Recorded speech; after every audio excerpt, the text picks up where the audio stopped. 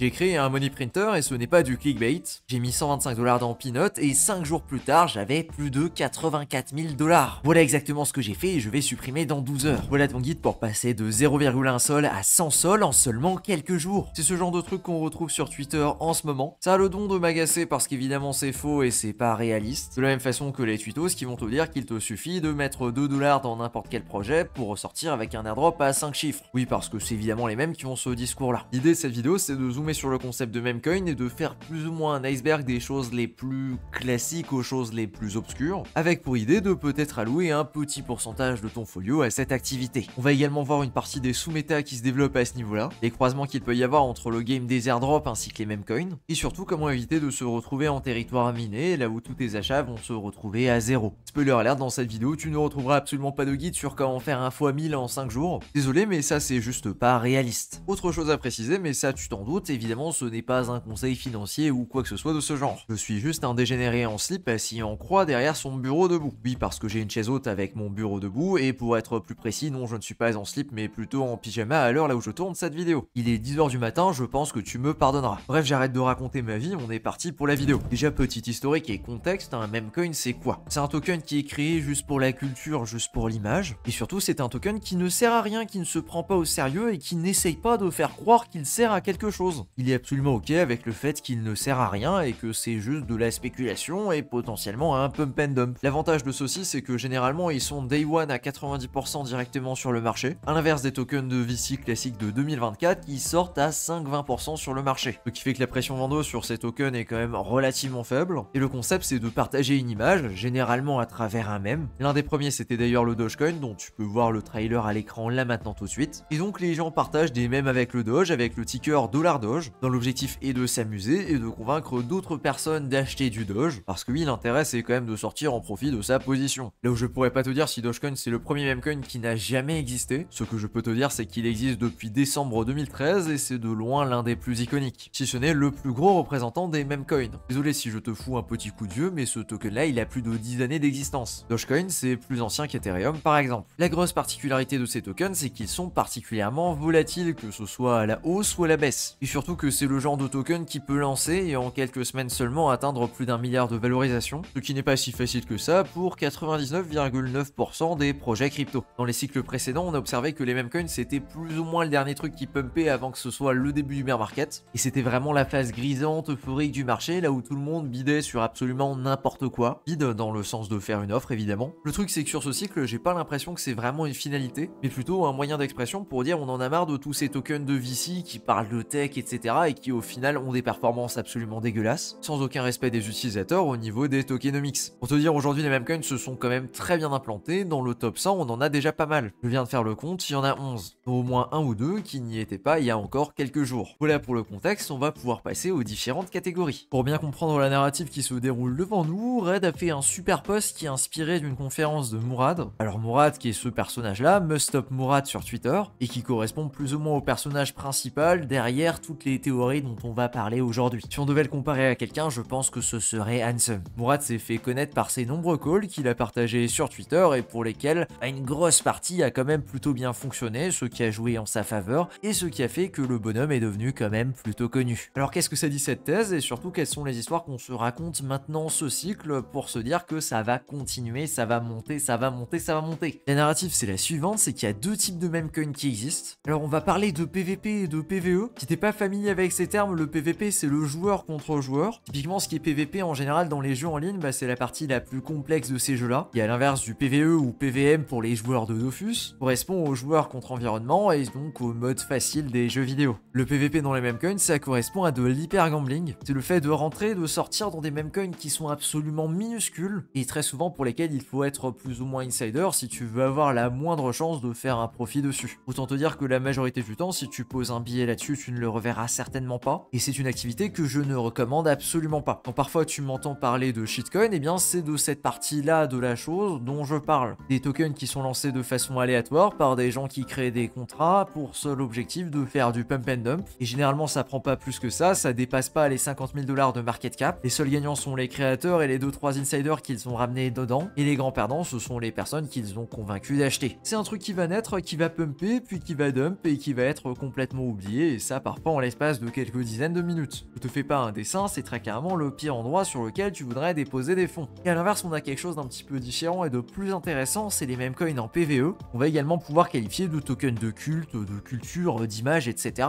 Le terme qui te parle le plus. Et là, c'est plutôt les mêmes coins qui sont iconiques de l'écosystème, qui sont là depuis un moment et qui ont pour objectif de construire une image, de construire une culture. C'est typiquement du Dogecoin, du Shiba, du PP, etc. Bref, des tokens qui commencent à peser dans le game. Et non, c'est pas parce qu'ils ont des valorisations énormes que du jour au lendemain, ils ne peuvent pas performer. Il suffit de regarder ce qui s'est passé ces dernières semaines. La stratégie qui est souvent mise en avant, c'est qu'il faut hold ces tokens et donc ne pas les trader. Et ça, si t'étais là au cycle précédent, ça devrait te rappeler certains souvenirs qui ne sont peut-être pas si agréables que ça aujourd'hui. Et c'est clairement avec ces narratives et ce genre de discours qu'on arrive à voir des folies furieuses sur des mêmes coins et sur d'autres tokens. Et ce, même si aujourd'hui ça ne concerne quasiment que les mêmes coins. Je rajouterai également, contrairement à ceux qui pensent que cette fois-ci ce sera différent parce que ça ne le sera pas, à la fin du cycle, l'écrasante majorité de ces tokens là, ils seront pas si différents que ça des NFT du cycle précédent. Les gens vont les dumper, ça va s'effondrer et ça prendra des moins 90% dans la gueule sans absolument aucun souci. Ça, je ne m'en fais pas. Donc très important, c'est si tu les laisses courir, de prendre des profits de façon progressive dessus. Maintenant que tu as la théorie de base, le concept c'est d'aller chercher où est-ce qu'on peut avoir un edge. Et là on va donc parler de sous-narratifs qui peuvent se développer dans le milieu des mêmes coins. Ici je prétends absolument pas faire un tour d'horizon complet, c'est clairement impossible, mais on va en voir quelques-unes qui pour moi me paraissent vraiment pas déconnantes. Le premier point, c'est l'intersection entre les mêmes coins et les airdrops, et là on est sur quelque chose de particulièrement obscur en fonction des écosystèmes. Avec ici par exemple Leica sur Eclipse dont on avait déjà parlé. Le game c'est de débarquer suffisamment tôt sur un écosystème pour qu'il n'y ait quasiment rien, et faire en sorte de se positionner sur les différentes choses qui sont disponibles à cet instant-là. Alors pas tout évidemment, mais les choses qui te paraissent crédibles. Ce sera pas spécialement toujours des mêmes coins, parfois ce sera des NFT, parfois ce sera quelque chose d'autre. Je sais pas, des rôles sur un Discord à tout hasard, mais généralement quand t'es early sur un écosystème, il y a des choses à faire. J'insiste ici sur le concept d'alliance entre un airdrop et des mêmes coins, sur le fait que ce qui est intéressant, c'est également que le projet ait levé des fonds, ce qui est clairement le cas pour Eclipse juste ici. Pourquoi c'est intéressant? Eh bien justement parce qu'avec un projet qui a levé un minimum de fonds, tu t'assures qu'il y aura un minimum de liquidité et surtout d'intérêt sur celui-ci. Si Eclipse n'avait pas levé de fonds, je ne sais pas si j'aurais débarqué dessus. Et je pense que c'est pareil pour la majorité des personnes qui sont sur Eclipse aujourd'hui. Dans la même position, mais qui n'est pas encore live en mainnet, on a un certain Movement Labs, qui est une layer 1 qui construit sur la même technologie que Sui et Aptos. Pareil, projet qui a une belle levée de fonds, et je pense que les premiers projets qui vont lancer dessus vont bien performer. Je pense que ce sera tout pareil pour un Monad qui bénéficie également d'un certain attrait à ce niveau-là. Berachain sera également certainement de la partie, et d'ailleurs il y aura une méga édition dédiée à Berachain qui sera disponible ce mercredi. Ce sera disponible sur la newsletter, premier lien en description. Toujours dans la même catégorie qui pourrait performer au lancement, on notera un certain Abstract ou encore Igloo, qui est la layer 2 de chez Pudgy Penguins.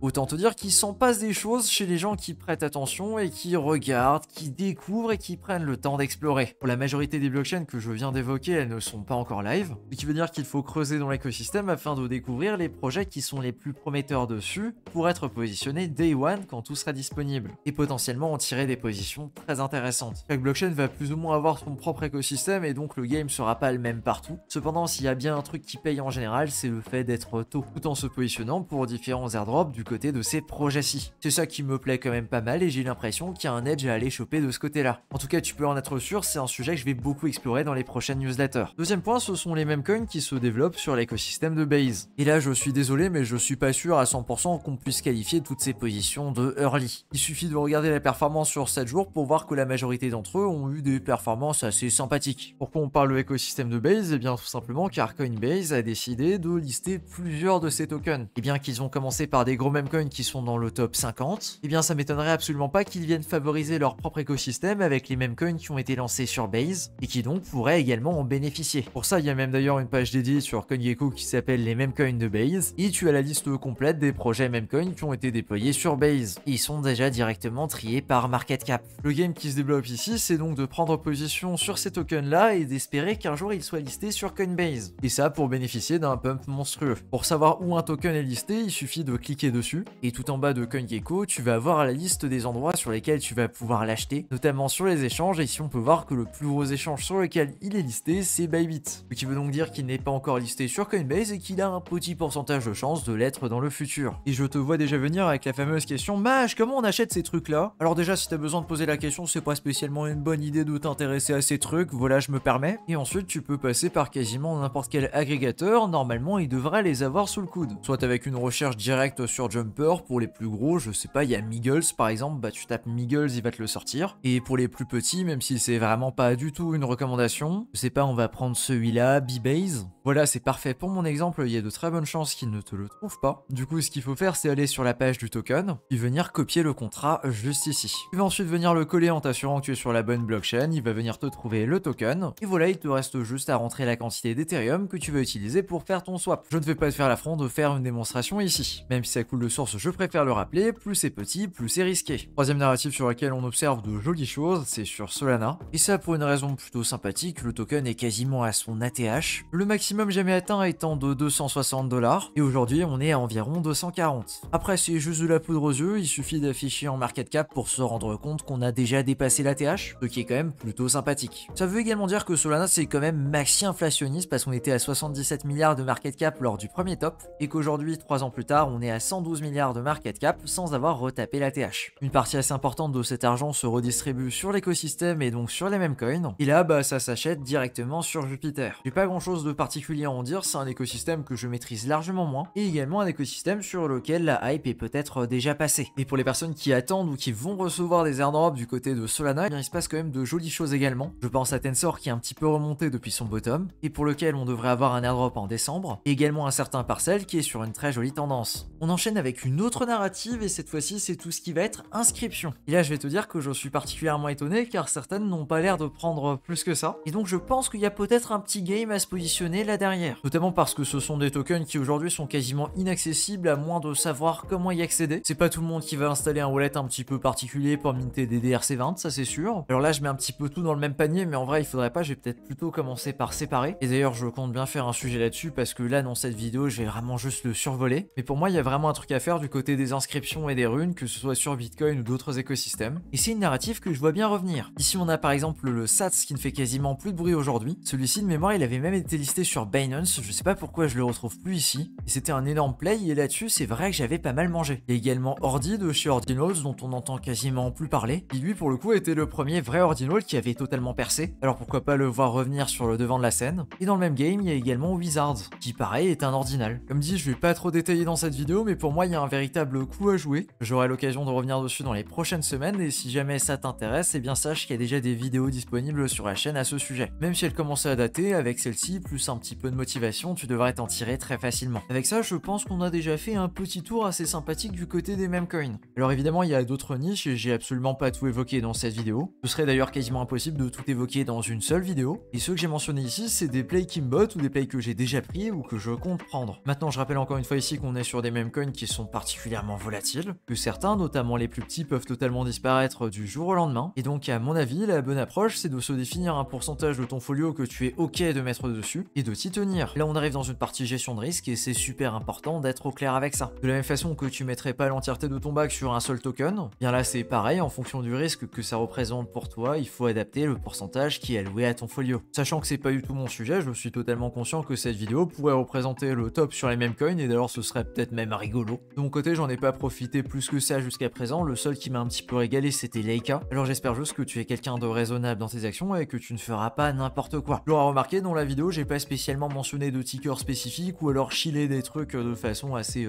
ouverte, tout simplement parce qu'aujourd'hui j'ai pas de méga conviction à ce niveau-là et je connais pas suffisamment ce marché. Ce qui me plaît bien, et ça n'engage que moi comme dit, c'est ce qui peut se passer sur Eclipse, sachant que c'est encore très petit. Ce qui se passera certainement sur les nouvelles L1 de demain qui vont faire énormément de bruit. Je pense également qu'il y a encore un coup à jouer du côté de tout ce qui est inscription, qui vont certainement avoir un troisième cycle un jour. C'est d'ailleurs déjà le cas pour certaines comme Wizard par exemple. Je voulais également mentionner que globalement je ne pense pas qu'on soit au top de ce marché. L'écosystème a grandi et le fait que ce soit mentionné aux journaux, et ben c'est rien d'aussi spécial que ça finalement. Je veux dire, le marché a quand même maturé, il y a plein de personnes importantes qui ont des fonds dans Bitcoin. Ouais, le fait que ce soit mentionné sur TF1, M6 et compagnie, je pense que ça va devenir une banalité en fait. Et donc on ne pourra certainement plus prévoir le top de cette façon-là. À moins évidemment que je me plante complètement et que c'est déjà trop tard, on est déjà dans l'euphorie et c'est la fin du game. Mais ça me paraîtrait quand même vachement tôt. Et pour toi qui te demandes si je vais continuer de parler d'airdrop, bah oui évidemment. En fait je suis particulièrement bullish sur les airdrops en ce moment, parce que je me rends compte que tout le monde a son attention sur les mêmes coins et qu'il y a beaucoup moins de concurrence sur tout ce qui est airdrop. Et ça c'est quelque chose qui me plaît beaucoup. Donc oui, clairement je suis toujours actif de ce côté-là et je suis toujours à la recherche de nouveautés. Comme d'hab, si tu veux être à jour, il y a la newsletter récap de la semaine que je t'envoie tous les samedis à 18h, et ça c'est directement le premier lien lien dans la description. Sur ce, on se dit à plus pour une prochaine vidéo.